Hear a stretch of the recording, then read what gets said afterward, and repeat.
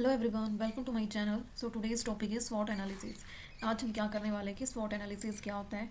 S means strength, W means weakness, O means opportunity and T means threat. यानी strength and weakness हमारे किस चीज़ का part है? ये हमारा इंटरनल फैक्टर किस चीज़ का है? Internal factor. And opportunity and threat हमारा किस चीज़ का पार्ट है?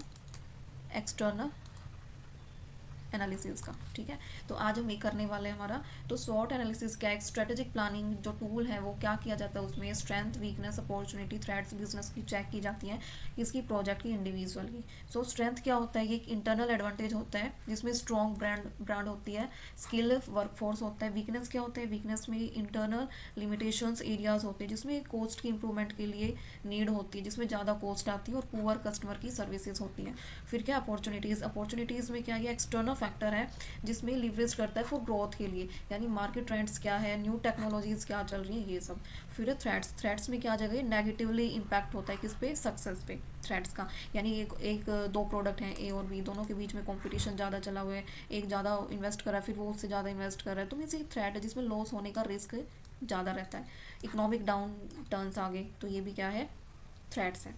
फिर आ जाते हैं उसके बाद इनके बारे में देखेंगे।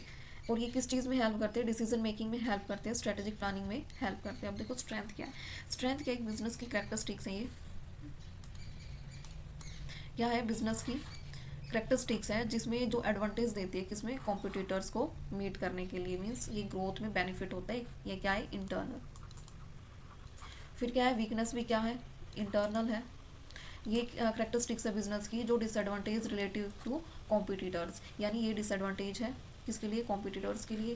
एंड स्ट्रेंथ क्या है? एडवांटेज है। फिर आ जाता है अपॉर्चुनिटी। अपॉर्चुनिटी क्या है? एलिमेंट्स है कंपनी एक्सटर्नल इन्वायरमेंट का जो अलाउ करता है, फॉर्मुलेट करता है, इंप्लीमेंट करता है स्ट्रेटेजिक और इंक्रीज प्रॉफिटेबिलिटी के लिए।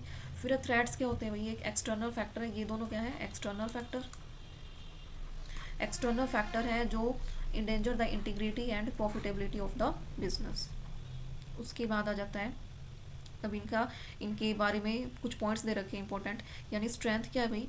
स्ट्रेंथ जो है एक मीन्स जिसमें कंपनी डज वेल, बिल्कुल सही काम करती है। जो क्वालिटीज़ है वो कंप्यूटर्स की वो सेपरेट होती हैं इससे।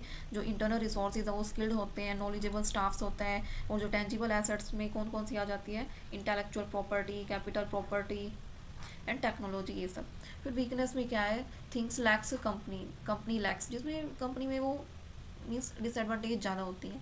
मीन्स जो things your computer do better than you आपसे ज़्यादा बेटर करते हैं, वो रिसोर्सेज की लिमिटेशन होती है, अनक्लियर यूनिक सेलिंग प्रोपोजिशंस होती हैं इसमें। फिर अपॉर्चुनिटीज़ क्या होती है? अपॉर्चुनिटीज़ होती है अंडरस्टैंड, मार्केट अंडरस्टैंड किया जाता है इसमें स्पेसिफिक प्रोडक्ट को। इसमें फ्यू कॉम्पिटिटर्स होते हैं एरिया में। एमर्जिंग नीड किसी प्रोडक्ट और सर्विसेज की वो ठीक रहती है, press media coverage of your company, ये सब होता है। फिर क्या थ्रेट्स में क्या आ जाते हैं? एमर्जिंग कॉम्पिटिटर्स होते हैं इसमें। रेगुलेटरी इन्वायरमेंट चेंज होता रहता है, नेगेटिव प्रेस मीडिया कवरेज होता है इसमें। और चेंजिंग कस्टमर